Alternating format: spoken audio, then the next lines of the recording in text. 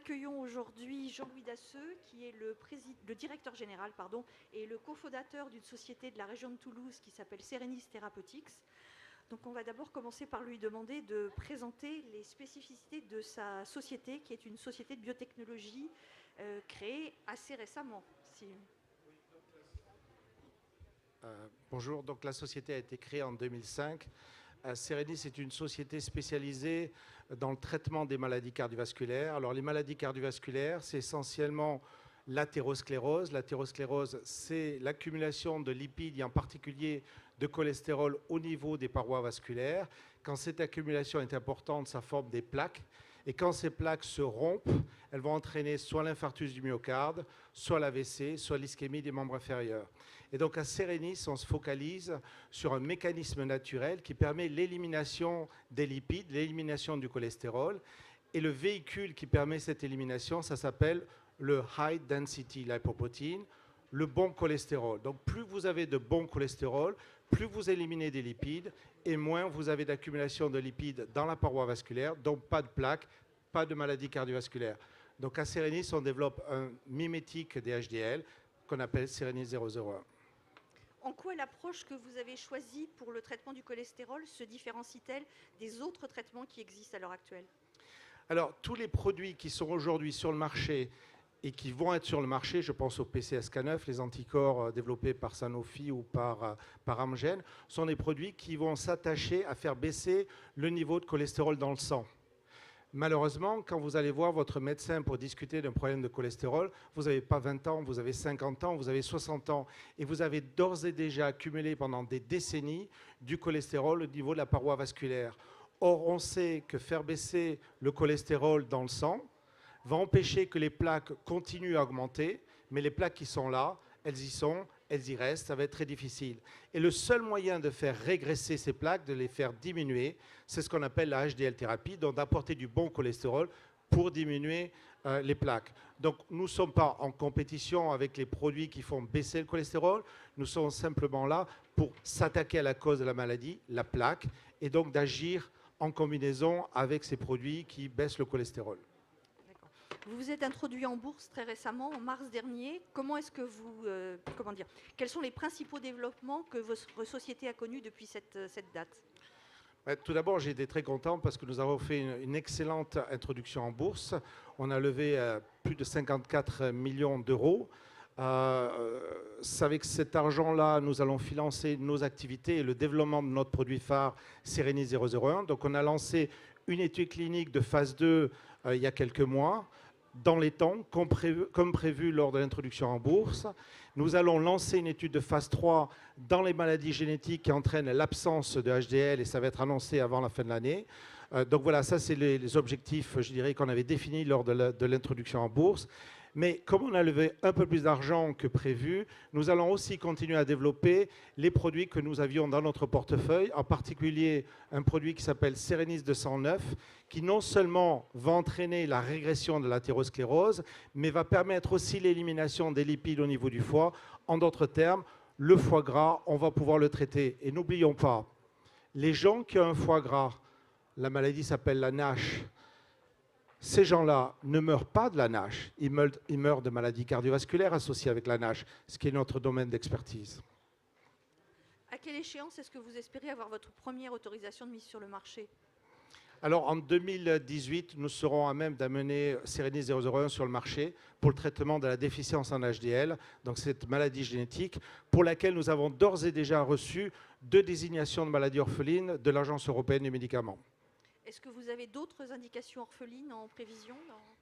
Oui, nous sommes très intéressés par d'autres indications, des indications qui pour l'instant sont un peu trop à l'étude pour en parler, mais décidément l'année 2016 va être une année intéressante, vous allez entendre parler beaucoup de Serenis avec d'autres indications. D'accord. Et quel est l'intérêt pour une société comme la vôtre de justement choisir des statuts de médicaments orphelins? Alors, on peut avoir plusieurs raisons. Pourquoi débuter dans une maladie orpheline, une maladie rare? Alors, dans notre cas, c'est très simple. Quand vous n'avez pas de HDL, vous ne faites qu'accumuler le cholestérol. Par contre, quand vous administrez un produit qui est un HDL mimétique à des patients qui n'ont pas de HDL, naturellement, tout ce que vous observez chez ces patients-là vient forcément de votre produit. C'est la plus facile manière de démontrer chez des patients que votre produit est actif. Donc ça a été le but du jeu. Mais le but aussi ultime, c'est de démontrer qu'on peut soigner des patients qui aujourd'hui n'ont pas de traitement. Ces gens-là sont complètement démunis. Et pour nous, l'intérêt, puisqu'on est quand même des drug développeurs, c'est d'amener des produits à des patients. D'où l'intérêt de commencer avec des maladies orphelines. Donc vous présentez l'intérêt de conjuguer à la fois des produits qui vont être destinés à des maladies rares et à une utilisation beaucoup plus large qui concerne chacun d'entre nous. Tout à fait. Et je voudrais souligner aussi une chose. Moi, le matin, quand je me lève, et les gens dans mes équipes se lèvent pour développer des médicaments. Et c'est parce qu'on développera des médicaments qui sont efficaces, qui apportent un bénéfice clinique aux patients, que la société fera un parcours en bourse remarquable. Mais c'est d'abord par la qualité des médicaments. C'est ça qui nous fait lever le matin. Mais justement, vous parlez de votre parcours en bourse. Comment est-ce que vous analysez le parcours de votre action depuis l'introduction au début de l'année? Alors, on est rentré en bourse en mars.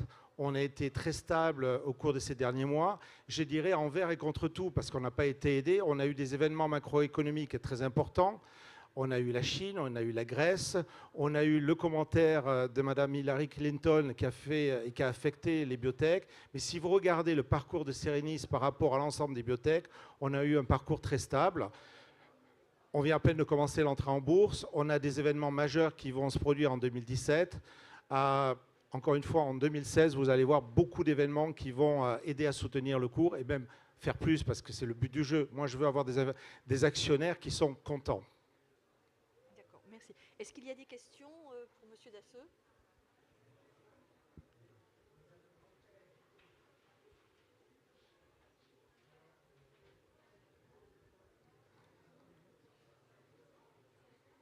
Bien, ben je vous remercie. J'ai été très très clair, il n'y a pas de questions, c'est parfait. Je vous remercie à tous. Bon après-midi. Ah, une question.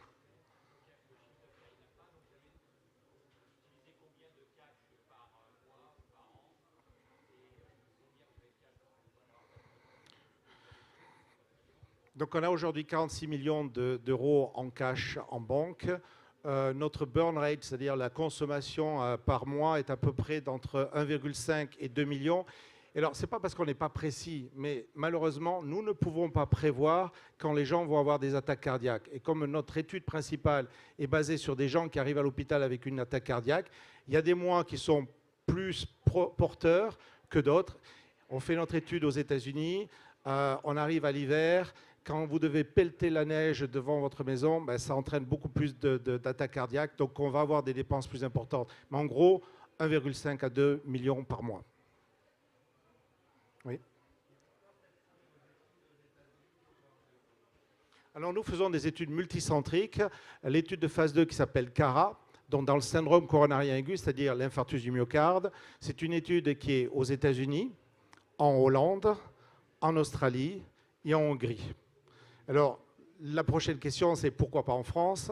Ben, je vais vous dire, c'est très simple. Quand je veux faire un démarrage d'études en Hollande, 2 mois pour avoir l'autorisation.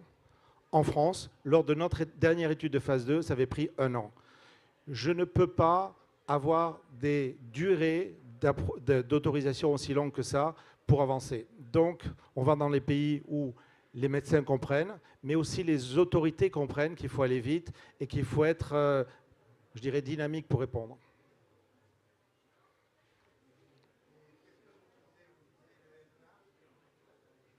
Alors, nous ne développons pas des produits pour un pays ou une région. Nous développons des produits pour le monde. C'est pour ça que nous faisons des études multicentriques. Et je peux vous assurer que les dossiers que nous préparons sont des dossiers qui sont déposés aussi bien à l'Agence européenne du médicament qu'à la FDA ou qu'aux agences dans les autres pays. C'est des enregistrements mondiaux que l'on fera. Oui. Oui. Alors moi, j'ai mon parcours qui a été fait dans les pays anglo-saxons. Je sais bien qu'en France, on aime bien avoir des partenariats très tôt pour valider la technologie d'une société. Dans les pays anglo-saxons, on ne veut pas ça parce qu'on ne veut pas partager le gâteau. Quand vous avez un bon produit, il est inutile de tout de suite aller chercher un partenaire. Bon, il se trouve que moi, je connais tous les gens de l'industrie pharmaceutique, on connaît les gens à un très haut niveau. Nous préférons attendre des résultats de la phase 2 et de la phase 3, puisque c'est prévu en 2017. À ce moment-là, on sera dans la meilleure situation pour négocier, mais négocier des conditions, un accord qui sera dans l'intérêt de tout le monde, à la fois de la société et des actionnaires. Donc, vous n'aurez pas d'informations sur des partenariats très tôt, même si pratiquement tous les mois, j'ai des interactions avec les Big Pharma. Je suis arrivé hier des États-Unis et le jour avant, j'étais en train de discuter avec des grandes sociétés comme Novartis, Merck, Pfizer et autres. Donc, je les connais tous, mais il faut un temps pour tout. Aujourd'hui, le temps, c'est de commencer des études cliniques, de les réaliser dans les temps et de démontrer que notre produit est un produit sans équivalent.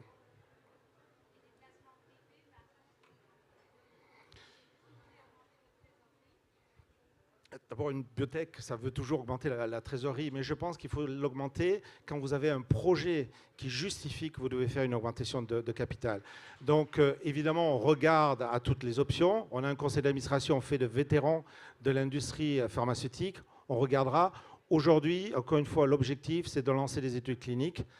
Après, pour le reste, on verra en fonction des besoins.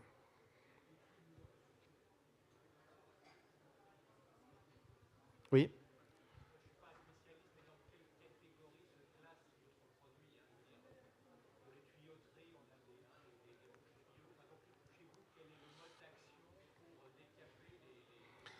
Alors, nous sommes les seuls à développer la HDL thérapie, ou du moins, on a deux autres compétiteurs, mais qui sont loin derrière nous. Nous avons un procédé basé sur un produit naturel, donc la HDL, entièrement breveté, ce qui empêche tout le monde de venir dans notre domaine. Et vous me demandez comment ça se positionne par rapport aux autres thérapies. Encore une fois, quand vous avez un infarctus du myocarde, ça veut dire que vous avez une plaque qui s'est rompue. Mais vous n'avez pas qu'une seule plaque, vous avez plusieurs plaques. Donc quand on vous pose un stent, on vous traite un problème local, mais c'est un problème systémique. Quand vous avez un infarctus du myocarde, vous pouvez quelques semaines après avoir une AVC. Donc si on vous met un stent ici, ça ne va pas vous régler le problème au niveau du cerveau. Nous avons un produit qui s'appelle une HDL, un camion qui va enlever le cholestérol, si vous voulez, ça traite de façon systémique. Donc si vous voulez, on est dans un cas unique. Nous nous positionnons pour avoir un produit qui est le meilleur de sa classe et le premier de sa classe.